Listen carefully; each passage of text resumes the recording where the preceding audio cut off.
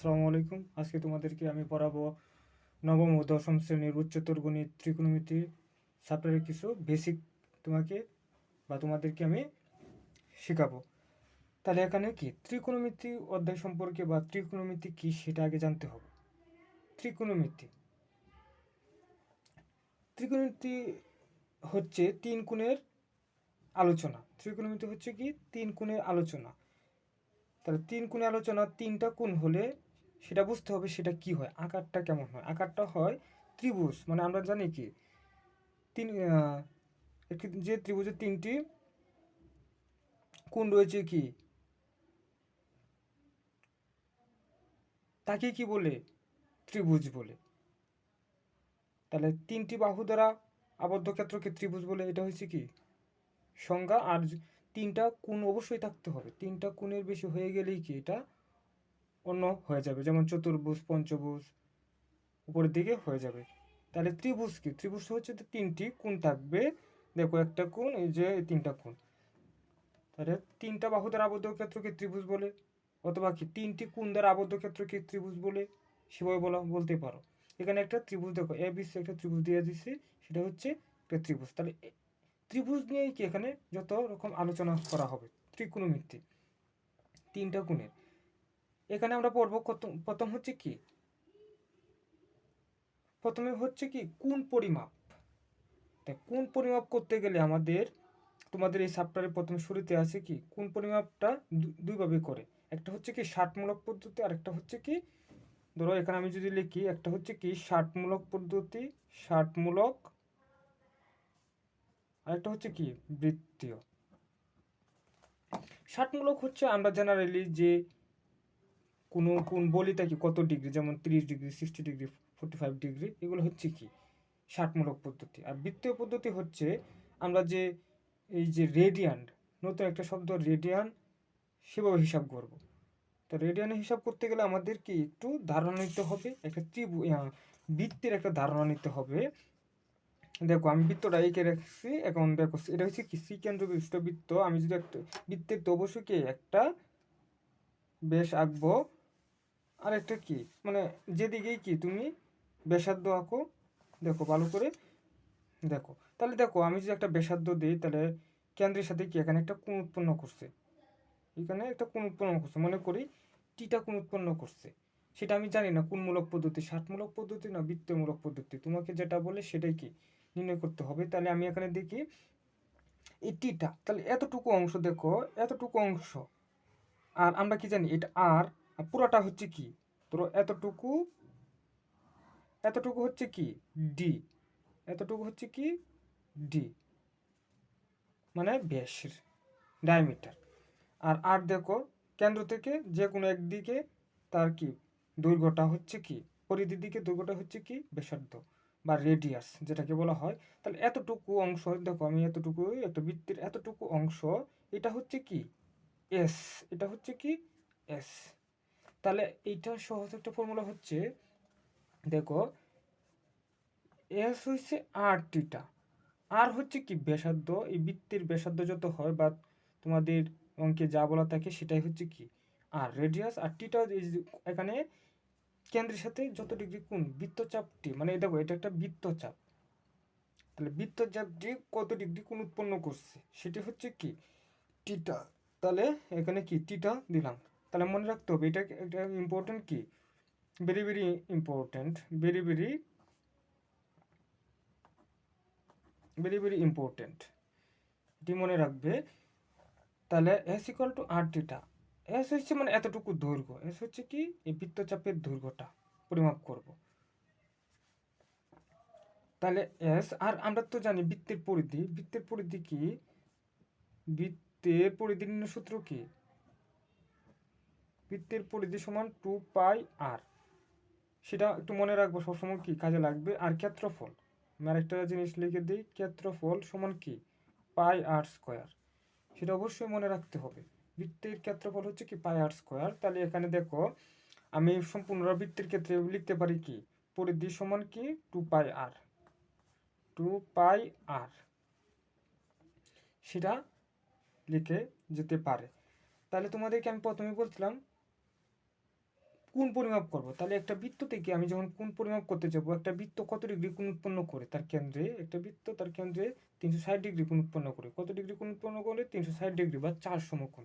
সেটা মনে রাখবে, 360 ডিগ্রি মানে একটা বৃত্ত তার কেন্দ্রে কত ডিগ্রি কোণ উৎপন্ন করে 360 ডিগ্রি বা 4 সমকোণ। বা একটা ত্রিভুজের কি দ্বিগুণ কোণ উৎপন্ন করে, একটা ত্রিভুজ কত ডিগ্রি কোণ উৎপন্ন করে 180 ডিগ্রি, এটা মনে রাখবে। একটা ত্রিভুজ কত ডিগ্রি কোণ উৎপন্ন করে 180 ডিগ্রি, তার দ্বিগুণ কোণ উৎপন্ন করে একটা ত্রিভুজ 360 ডিগ্রি। তাহলে কোণ পরিমাপ করার জন্য আমাদের কি ষাটমূলক আবার কি, দেখো ষাটমূলক আমরা কি সরাসরি দেখবা ডিগ্রি দেওয়া থাকবে, ডিগ্রি, মিনিট এবং কি সেকেন্ড, এই তিনটি পদ্ধতিতে কি কাজ করা হবে। আর হচ্ছে বৃত্তীয়মূলকে হবে কি রেডিয়ান, যেটাকে আমরা উপরে কি ধরো 1 রেডিয়ান যদি লিখি, তাহলে উপরে সি আমরা কি দিব, সির মতো চিহ্নটা দিব। তাহলে বৃত্তীয়মূলকে আমরা কি রেডিয়ান ইউজ করব, আর ষাটমূলক ডিগ্রি, মিনিট, সেকেন্ড। এখন সেটা জানতে হবে। মিনিট আমরা তো সচরাচর সবসময় কি হিসাব করি ডিগ্রিতে, কিন্তু মিনিট যদি দেখে তোমাকে, তখন কীভাবে হিসাব করবে, তখন মিনিট হচ্ছে কি 1 ডিগ্রি কত সেটা তোমার আগে জানতে হবে, 1 ডিগ্রি সমান কত। আর তুমি যখন সেকেন্ডকে মিনিটে কনভার্ট করো, সেটা কিভাবে হিসাব করবা। তাহলে আমরা যখন মিনিটকে ডিগ্রিতে নেওয়ার চেষ্টা করব, তখন মিনিটকে আমরা 60 মানে তোমাকে বলছে 60মূলক পদ্ধতি, তাহলে বুঝতেই পারতো 60 কত দ্বারা থাকবে অবশ্যই। তাহলে মিনিটকে আমরা কত দ্বারা ভাগ করব, 60 দ্বারা ভাগ করব, মানে 60 দ্বারা ভাগ করব। আর সেকেন্ডকে আমরা সরাসরি যদি ডিগ্রিতে নিতে চাই, তাহলে কি 3600 সেকেন্ড দিয়ে ভাগ করব। আর যদি আরও একটু ডিটেলসভাবে করতে চাও, তাহলে সেকেন্ডকে প্রথমে কি আমরা 60 দ্বারা ভাগ করব, দেন কি মিনিট হবে, মিনিটকে আবার কি 60 দ্বারা ভাগ করব। তাহলে সেকেন্ডকে তুমি সরাসরি 3600 দ্বারা ভাগ করলে ডিগ্রি পাবা। আর যদি তুমি মিনিটে কনভার্ট করো, তখন কি 60 দ্বারা ভাগ করবা, দেন কি ইজিলি এটা কি বের করা যায়। তাহলে রেডিয়ান, তোমার রেডিয়ান হিসাব করতে গেলে এটা জানা লাগবে 1 ডিগ্রি সমান π/180 রেডিয়ান, সেটা জানতে হবে, π/180 রেডিয়ান। তাহলে 1 ডিগ্রি সমান কত, π/180 রেডিয়ান। বা আমরা যদি এখানে সি উপরে কি লিখতে পারি, অথবা কি তুমি এখানে রেডিয়ান লিখে দিতে পারো।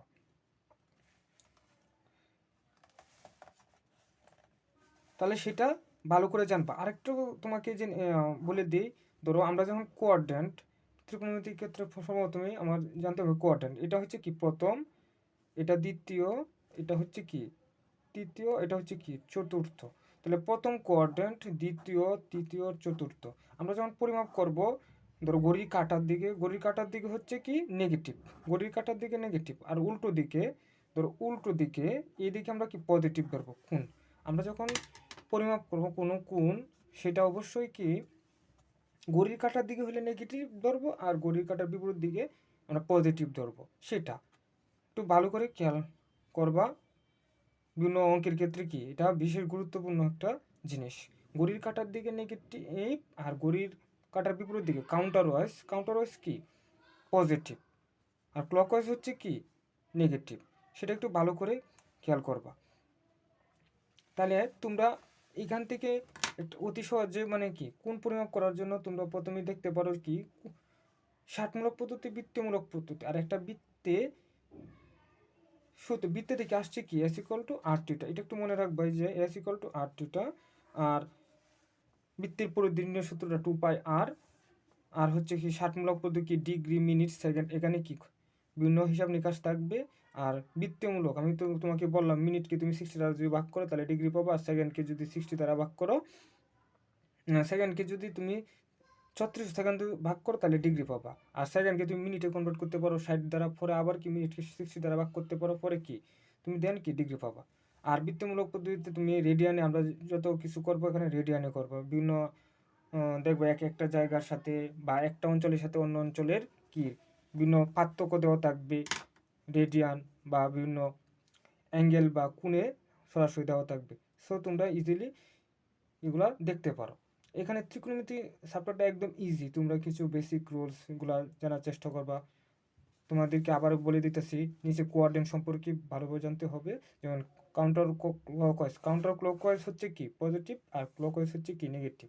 এই ধারণাটা তোমাদের রাখতে হবে অবশ্যই, তাহলে কি তোমরা ত্রিকোণমিতি সম্পর্কে অবশ্যই ধারণা পেতে পারো। আর ত্রিকোণমিতির যত রকম বিভিন্ন সমস্যা আছে আমি তোমাদেরকে ক্লাস ওয়াইজ কি বা তোমাদেরকে এই যে চ্যাপ্টার ওয়াইজ যত কি অঙ্ক আছে সবগুলোকে আমি করে দেওয়ার চেষ্টা করব ইনশাল্লাহ। আর ত্রিকোণমিতি তোমার সাধারণ গণিতে যে অঙ্কগুলো আছে সেগুলোও কি আমার এই ক্লাস বা এই অনলাইন প্ল্যাটফর্মে পেয়ে যাইবা। আর অন্যান্য যে চ্যাপ্টারগুলো আছে সেগুলোকে আস্তে আস্তে ভিডিও করার চেষ্টা করব, সময় মতো তোমরা পেয়ে যাবে। সো আমার সাথেই থাকবে। ধন্যবাদ সকলকে।